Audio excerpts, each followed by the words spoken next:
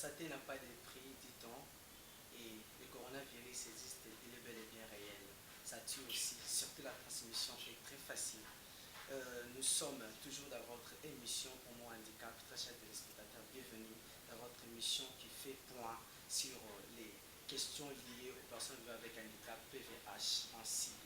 Aujourd'hui, dans les cadres de sensibilisation et riposter contre la pandémie qui touche le monde, nous sommes avec les coordonnateurs de fédération des associations des personnes avec handicap au Congo, FENAFACO en sigle, Maître Pindou Patrick. Avec lui, nous allons parler un peu des précautions prises dans sa fédération, voulais-je dire, FENAFACO. Bonjour, Maître.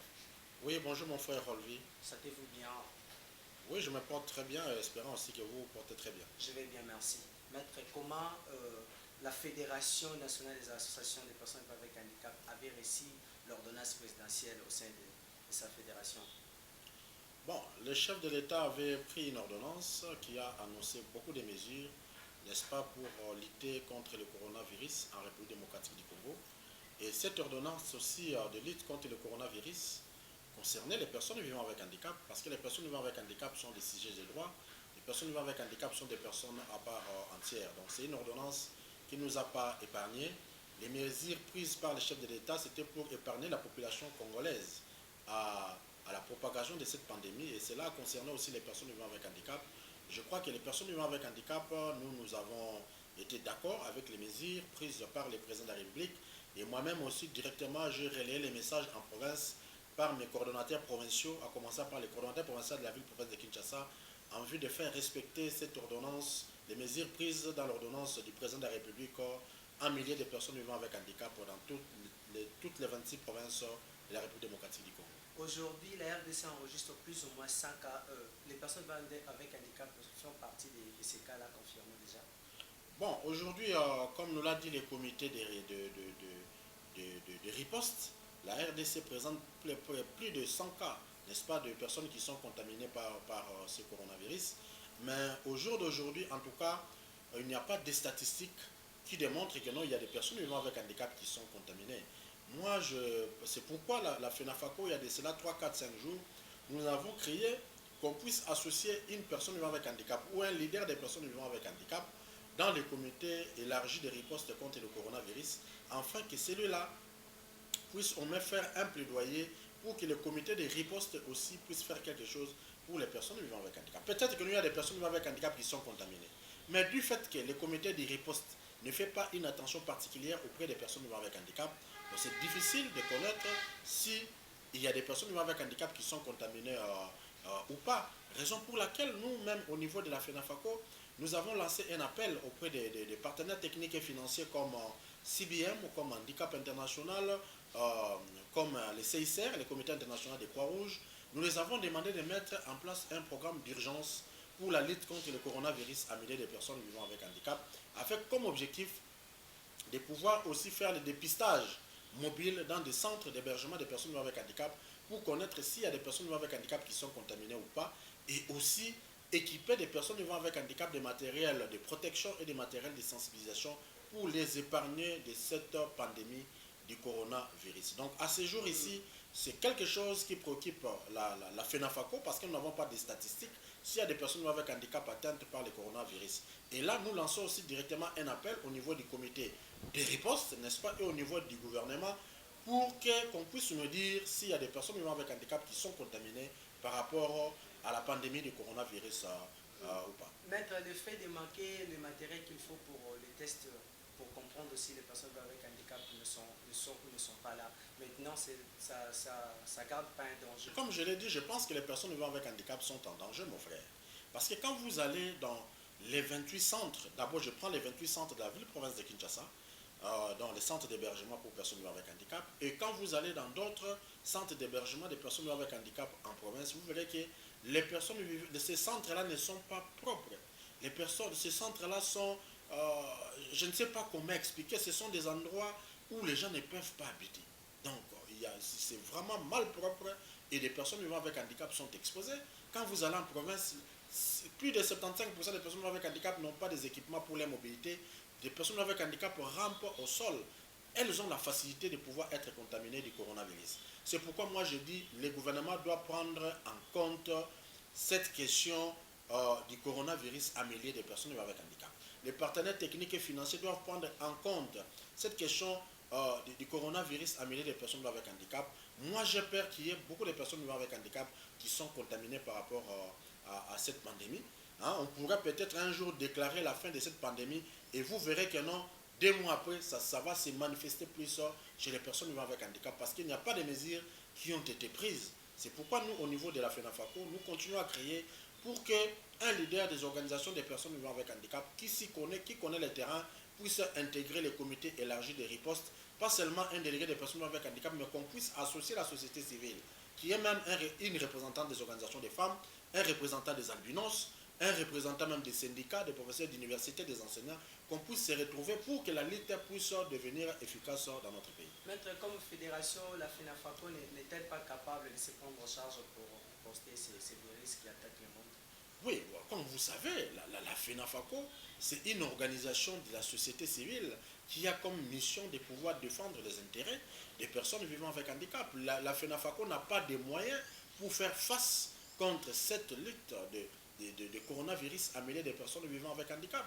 Raison pour laquelle nous en appelons au gouvernement, nous en appelons au niveau des partenaires techniques et financiers, les agences du système des Nations Unies, les autres services de coopération des ambassades, pour qu'on puisse mettre en place un programme pour les personnes avec handicap. Il y a une réalité dans notre pays et une réalité en Afrique.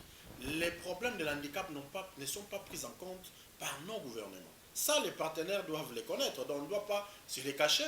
Raison pour laquelle nous disons il faut qu'il y ait un programme efficace, même qui est mis en place par les gouvernements, mais qu'au moins qu'on puisse associer la FENAFACO pour diriger ces programmes, ou un programme mis en place par les agences du système des Nations Unies ou les autres partenaires techniques et financiers, mais qu'on puisse associer la FENAFACO, n'est-ce pas, pour pouvoir gérer cette prévention-là et cette lutte-là du coronavirus amélioré des personnes. Mais maître, nous avons déjà un ministère qui s'occupe des personnes avec handicap. Maintenant, quel est l'apport de ce ministère-là dans la FENAFACO? Non, ici, moi je dis que le gouvernement doit faire les efforts, les ministères, on doit collaborer, donc on doit collaborer, nous sommes société civile, ça c'est un service du gouvernement, n'est-ce pas?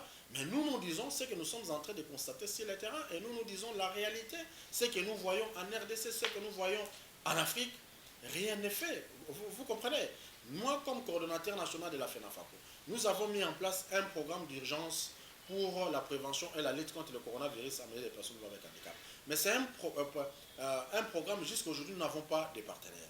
N'est-ce pas? Ce qu'on avait fait à travers mes propres moyens et à travers les cotisations de certaines associations, nous avons acheté des équipements pour la protection, notamment les lave-mains, hein, n'est-ce pas? Les kits de lave-mains, les savons désinfectants. Nous avons acheté des gants où nous sommes allés distribuer au moins dans 8 centres des personnes vivant avec handicap dans la ville province de Kinshasa. Mais ça ne suffit pas, je vous dis que nous avons 28 centres. Seulement pour Kinshasa, nous avons des instituts de formation pour personnes vivant avec handicap, personne n'en a pensé. Et puis nous avons des centres en province. Il faudra faire quelque chose. Donc c'est un problème réel. Je pense que nous aussi, nous sommes là pour pouvoir accompagner les gouvernements. Parce que la FENAFACO est sur le terrain. Nous connaissons beaucoup de réalités sur la situation de l'handicap, même dans les fins fonds des provinces de la République démocratique du Congo. Nous pouvons aider les gouvernements pour qu'ensemble nous puissions faire quelque chose. Donc nous souhaitons que le gouvernement vienne à notre appui, que les partenaires techniques et financiers aussi, les agences du système des Nations Unies viennent à notre appui pour que les personnes avec handicap puissent être épargnées de cette pandémie du coronavirus. Maître, jusque-là, qu'est-ce que la FENAFACO fait déjà pour se prendre en charge? Oui, bon, je vous ai dit ici que nous n'avons pas reçu de subventions du gouvernement. Nous n'avons pas reçu de subventions de partenaires techniques et financiers, mais néanmoins, avec mes fonds propres comme coordonnateur national de la FENAFACO, avec les cotisations, les quelques cotisations des associations membres, nous avons dû acheter des équipements de protection, notamment des kits de lave-mains, plus de 300 savons désinfectants. Nous avons acheté les boîtes d'alcool, nous avons acheté des cache-nez où nous avons distribué dans 8 centres de la République démocratique du Congo. À travers mes propres moyens aussi, seulement dans la province du Kwilu, dans les territoires de Massimanimba, on a essayé de faire quelque chose. Nous avons donné quelques équipements de protection. Nous l'avons fait dans les territoires de Kazangou, au Congo central. Nous l'avons fait dans les sud-Oubangi, mais cela ne suffit pas parce que le Congo est grand. Raison pour laquelle, je dis ici, nous en appelons au gouvernement de nous venir en aide, les partenaires techniques et financiers et les agences du système des Nations Unies, et vous aussi la presse, de pouvoir accompagner les personnes vivant avec handicap. Tout à l'heure, là, vous avez dit qu'il n'y a pas de statistiques qui nous montrent s'il y a des personnes vivant avec handicap qui sont atteintes du coronavirus. Parce que c'est quelque chose qui ne préoccupe pas le reste des personnes. Donc vous comprenez. Mais vous, ça vous a préoccupé parce que votre émission s'est intitulée Promo Handicap, donc la promotion de l'handicap. N'est-ce pas? On doit essayer un peu de faire quelque chose. C'est pourquoi il faut qu'il y ait vraiment, d'une façon urgente, un programme aussi urgent pour la prévention du coronavirus amené des personnes avec handicap. Sinon, demain, mon frère, je vous dis, il y aura des milliers ou des millions de personnes vivant avec handicap qui seront atteintes du coronavirus. Quand vous prenez seulement la ville province de Kinshasa, nous avons autour de 2,1 million de personnes vivant avec handicap sur une population de 15 millions d'habitants dans la ville province de Kinshasa. C'est pour dire que non, c'est vraiment un problème réel. Et là aussi vivent les personnes vivant avec handicap. Ce n'est pas vraiment commode, ce sont des endroits qui ne sont pas très bien appropriés. Donc il faut vraiment qu'il y ait un programme urgent pour cette question-là des personnes vivant avec handicap. Très chers téléspectateurs, abonnez-vous massivement sur votre chaîne Bradley Congo TV pour suivre le Promo Handicap qui est votre émission. C'est une émission qui valorise les hommes vivant avec handicap, surtout dans la République démocratique du Congo. Nous avons besoin de vos apports sur cette émission et nous voulons aussi que vous suiviez pour valoriser les personnes vivant avec handicap, surtout dans la République démocratique du Congo. Maître, en général, si vous avez un message à donner, non seulement pour les personnes vivant avec handicap, que diriez-vous pour lutter contre cette pandémie? D'abord, pour les personnes vivant avec handicap, je vais leur demander de pouvoir observer, n'est-ce pas, très bien toutes les mesures qui nous ont été annoncées par les personnels sanitaires. N'est-ce pas, les personnes avec handicap doivent bien les conserver pour qu'il n'y ait pas beaucoup de cas de contamination à milliers de personnes vivant avec handicap. Que les personnes avec handicap puissent être calmes partout. Nous continuons à faire les plaidoyers pour qu'il y ait un programme efficace. Et j'en profite encore par votre émission pour en appeler aux partenaires techniques et financiers et les agences du système des Nations Unies de pouvoir accompagner la FENAFACO dans le cadre de son programme d'urgence pour la prévention et la lutte contre le coronavirus amené des personnes avec handicap, que les moyens nous puissent être disponibilisés et on va faire quelque chose de bien pour les personnes avec handicap pour qu'il y ait 0 cas de contamination du coronavirus à milliers de personnes vivant avec handicap. Et je vais demander à toutes les personnes avec handicap, partout où elles se retrouvent, de pouvoir rester à la maison, de pouvoir respecter les consignes, de pouvoir se laver les mains à tout moment, partout où elles vont se retrouver. Donc voilà, c'est ça le message que je peux lancer. Ok, merci maître. C'est la fin de cette émission, mais nous voulons juste que vous adressez directement au gouvernement de la République démocratique du Congo, parce que vous avez dit ici, vous êtes un peu négligé dans votre fédération. Que diriez-vous pour faire justement l'appel à ces gens-là de venir vers vous? Nous lançons un appel au gouvernement de la République démocratique du Congo. Je l'ai déjà dit, à travers le ministère de la Santé publique, le ministère des Affaires sociales, le ministère du Plan, les ministères délégués auprès du ministre des Affaires sociales chargé des questions des personnes avec handicap, tous les gouvernements dans son ensemble, de pouvoir accompagner la FENAFACO. La FENAFACO fait un grand travail remarquable qui est accepté par les organisations de la société civile, par tout le monde en République démocratique du Congo. Mais généralement, la FENAFACO est mise à l'écart par les gouvernements. C'est pourquoi vous verrez aussi que les questions de l'handicap ne marchent pas en RDC. Nous nous demandons au gouvernement de pouvoir nous associer pour que nous puissions faire un travail efficace, pour que les conditions de vie des personnes vivant avec handicap soient améliorées dans notre pays, la République démocratique du Congo. Merci. Nous avons demandé au président de la République qu'il soit nommé au comité élargi de riposte contre le coronavirus un leader ou un représentant de personnes vivant avec handicap ou la société civile dans sa globalité pour qu'il y ait des représentants afin que cette lutte devienne efficace, que ce soit une lutte multisectorielle en République démocratique du Congo. Merci maître. Chers téléspectateurs, nous étions avec le coordonnateur de la Fédération nationale des associations des personnes avec handicap au Congo, FENAFACO.